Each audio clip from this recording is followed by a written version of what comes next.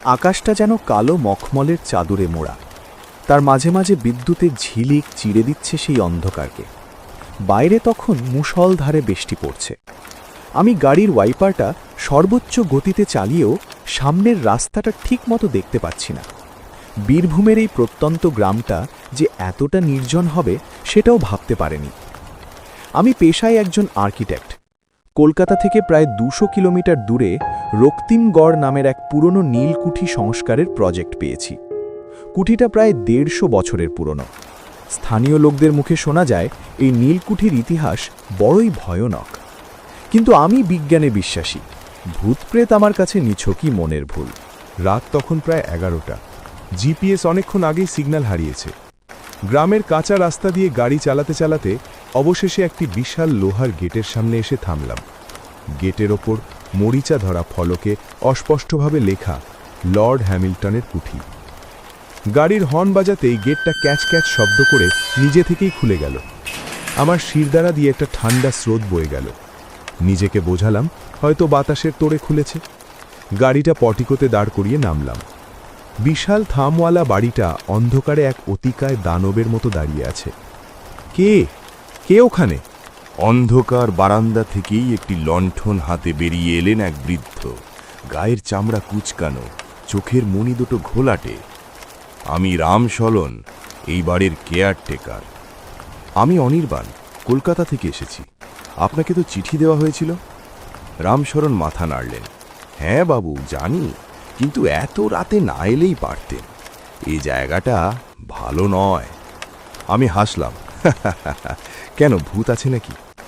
রামশরণ কোনো উত্তর দিলেন না, শুধু লণ্ঠনটা উঁচিয়ে বললেন, আসুন, আপনার ঘর দোতলায় তৈরি আছে।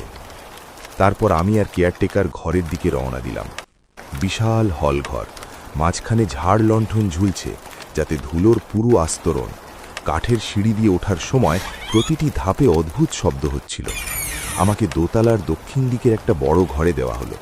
ঘরটা বেশ সাজানো, কিন্তু একটা ভ্যাপসা গন্ধ, যেন অনেক দিন এখানে আলো বাতাস ঢোকেনি। রামশরণ চলে যাওয়ার আগে বলে গেলেন, বাবু, একটা কথা, রাত ১২টার পর করিডোরের শেষ প্রান্তের ঘরটায় যাবেন না। ওটা লর্ড হ্যামিল্টনের মিউজিক রুম ছিল। ওটা এখন তালা বন্ধ থাকে। আমি কৌতূহলী হয়ে জিজ্ঞেস করলুম, কেন? ওদিকে যাবেন না বাবু, বিপদ হতে পারে। এই বলে রামশরণ দ্রুত পায়ে নিচে নেমে গেলেন। আমি ফ্রেশ হয়ে শুয়ে পড়লুম। বাইরে বৃষ্টির শব্দ আর ঝিঁঝি পোকার ডাক ছাড়া আর কোনো শব্দ নেই। ক্লান্ত থাকায় চোখে ঘুম চলে এলো। হঠাৎ ঘুমটা ভেঙে গেল। ঘড়িতে তখন রাত ২টো। বৃষ্টির শব্দটা থেমে গেছে, কিন্তু তার বদলে অন্য একটা শব্দ কানে আসছে, খুব মৃদু কিন্তু স্পষ্ট। পিয়ানোর শব্দ। কেউ একজন পিয়ানো বাজাচ্ছে। সুরটা বড়ই করুণ, বিষাদ মাখা।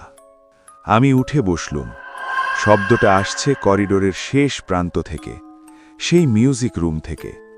করিডোরটা এখন নিস্তব্ধ, কিন্তু পিয়ানোর শব্দটা আরও স্পষ্ট হয়েছে। বিজ্ঞানের ছাত্র হয়েও বুকটা ঢিপ ঢিপ করতে লাগল। ধীর পায়ে এগিয়ে গেলাম সেই নিষিদ্ধ দরজার দিকে।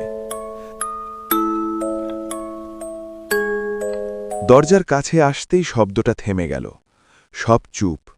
আশ্চর্য, দরজাটা খোলা। রামশরণ তো বলেছিল তালা বন্ধ থাকে। ঘরে ঢুকলে অবাক হয়ে গেলাম। বিশাল ঘর, মাঝখানে একটা গ্র্যান্ড পিয়ানো রাখা। তার উপর ধুলোর আস্তরণ নেই, যেন রোজ পরিষ্কার করা হয়। কিন্তু ঘরে কেউ নেই। জানলাগুলো খোলা, বাইরের কনকনে হাওয়া হু হু করে ঢুকছে। আমি ভাবলুম হয়তো মনের ভুল। ফিরে এলাম নিজের ঘরে। কিন্তু সারা রাত আর ঘুম এলো না। মনে হলো কেউ যেন দরজার ওপাশ থেকে আমার শ্বাস প্রশ্বাসের শব্দ শুনছে। পরদিন সকালে রামশরণ জিজ্ঞেস করতেই আমি চমকে উঠলাম। আপনি কি কাল রাতে মিউজিক রুমে গিয়েছিলেন? হ্যাঁ, পিয়ানোর আওয়াজ শুনে গিয়েছিলাম, কিন্তু কেউ ছিল না, দরজাটা খোলাই ছিল। রামশরণের মুখ ভয়ে ফ্যাকাশে হয়ে গেল। দরজা খোলা ছিল? অসম্ভব। ওই দরজার চাবি তো আমার কাছে, আর তালাটায় গত ৫০ বছরেও মরচে পড়েনি। এই বলে সে পকেট থেকে একগুচ্ছ চাবি বের করে দেখালো। সত্যিই তো, চাবি তো তার কাছেই।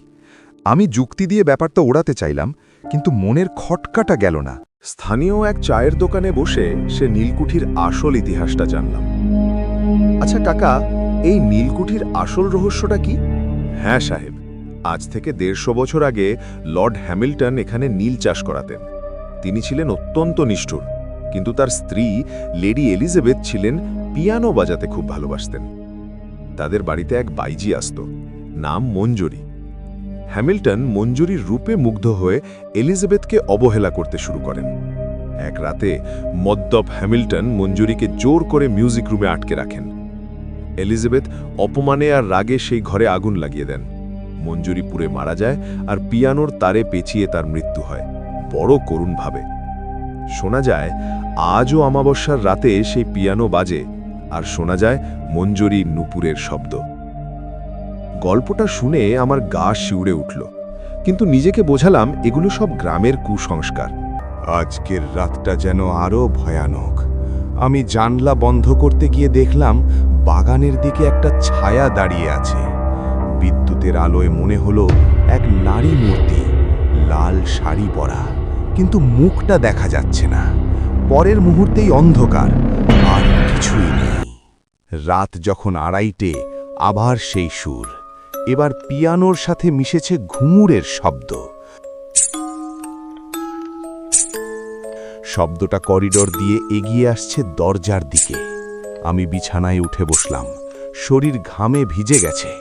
দরজার নিচ দিয়ে একটা আবঝা হলো ঘরের ভেতরে ঢুকছে, আর সাথে একটা পোড়া গন্ধ, চামড়া পোড়ার কটু গন্ধ। হঠাৎ দরজায় টোকা পড়ল।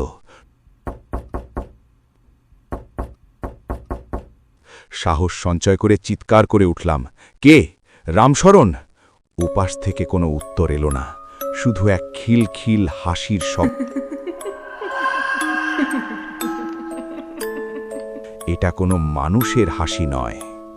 দরজার ওপাশের অস্তিত্বটা এবার দরজায় ধাক্কা দিতে শুরু করল। পুরনো কাঠের দরজা বেশিক্ষণ টিকবে না। তখনই দরজাটা প্রচণ্ড শব্দে খুলে গেল। করিডোরে কেউ নেই, একদম ফাঁকা, কিন্তু পিয়ানোর শব্দটা এখন আর মিউজিক রুম থেকে আসছে না, আসছে আমার ঠিক কানের পাশ থেকে, আর সাথে সেই পোড়া গন্ধটা তীব্র হয়ে উঠল। দেওয়ালের কোণে, ছাদের কাছাকাছি একটা ছায়া ঝুলছে। ভালো করে তাকাতেই তার রক্ত হিম হয়ে গেল। সেখানে ঝুলে আছে এক নারী মূর্তি, পরনে তার সেই লাল বেনারসি। মুখটা সম্পূর্ণ ধসকে গেছে, শুধু চোখ দুটো জ্বলজ্বল করছে আগুনের মতো। সেই বিভৎস মুখটা আমার দিকে তাকিয়ে হাসছে। আমার গান শুনবে না বাবু? এসো, আমার কাছে এসো। এক ফিসফিসানি স্বর সারা ঘরে প্রতিধ্বনিত হলো। ছায়াটা ধীরে ধীরে নিচে নেমে আসতে শুরু করল। আমি নড়তে চাইলাম, কিন্তু আমার পা যেন মেঝের সাথে আটকে গেছে। জ্ঞান হারানোর ঠিক আগের মুহূর্তে দেখলাম সেই পোড়া হাতটা আমার গলার দিকে এগিয়ে আসছে।